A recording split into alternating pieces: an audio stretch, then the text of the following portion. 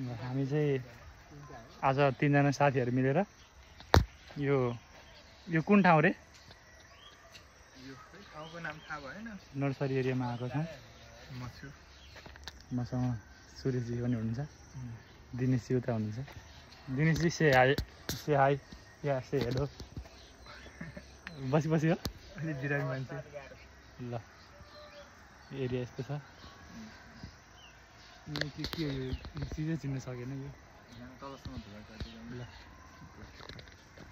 कति सानैमा ऊ फलेछ अम्बा भन्न आएछ फेरि म्याउ हेर न। ल हामी चाहिँ तल जाँदैछौँ अब फेरि अर्को टनलमा जाउँ। दिनेशजी अवस्था क्रिटिकल हो? क्रिटिकल अवस्थामा हो।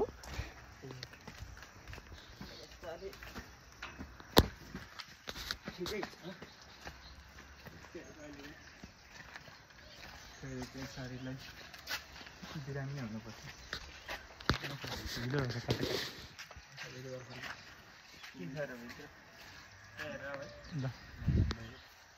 हामी गयौँ रे। ल ओ यहाँभित्र रहेछ झन् खतरा। तिमीहरूलाई के थाहा हो? आउनु एक बार आउनु त हो नि यार। फुलको बिरुवा रहेछ यहाँ झन्। यस्तो रहेछ यहाँ। नमस्कार गर्नु त क्या हो?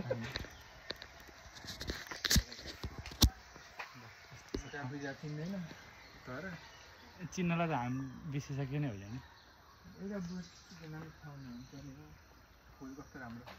त्यो चाहिँ चिने है मैले। गुलाब रहेछ यो। ल सानो खालको गुलाब होइन, खतरा सानैदेखि फुल्दो रहेछ। राख्न आउँदैन होला विकासे गुलाब। लाग्दैन यहाँबाट पनि। यो टर्न पनि भिजिट भयो। यो फुल पनि राम्रो लाग्छ। यसको चाहिँ बाख्ना आउँछ। सानो सेतो टिप्दिनँ हेरे हो। यो बोर्ड चाहिँ के हो? यो कागती जस्तो यहाँ लाग्दिउँ।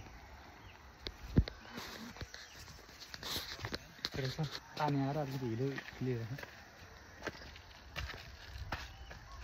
भोगिरहेको छ हाम्रो बिजनेस। काइदा हो त यार। यस्तो ठाउँमा बस्नु राम्रै हो, रमाइलो हो।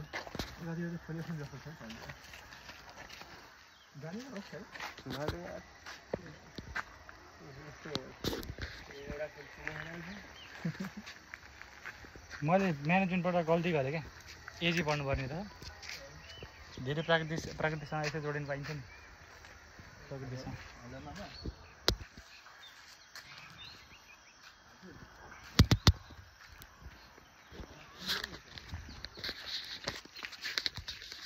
ल हामी चाहिँ यहाँबाट निस्किने अवस्थामा छौँ अब।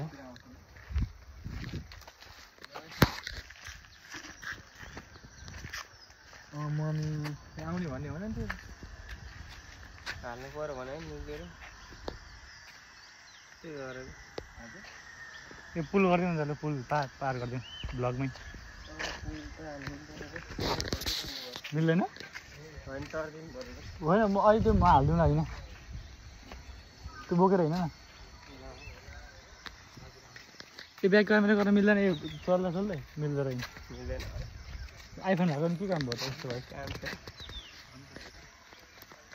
ल यहाँ चाहिँ पुल यस्तो रहेछ हेर्नुहोस्। हेर्न सक्नुहुन्छ यहाँहरू। खतरनाक पुल रहेछ। यहाँ ट्याक्कै गौमती निस्क्यो होइन त। जाने बाटो चाहिँ तपाईँ त पुरा त्यो मुड बोकेको जस्तो बोक्नु भएको यार। म त गाह्रो भइरहेछ। सजिलो हो नि त। यादको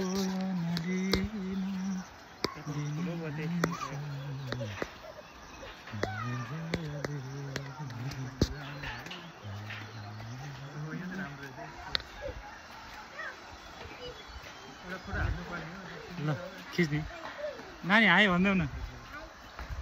तिमी पनि हेलो। के छ हामीलाई धेरै खाइसक्यो होला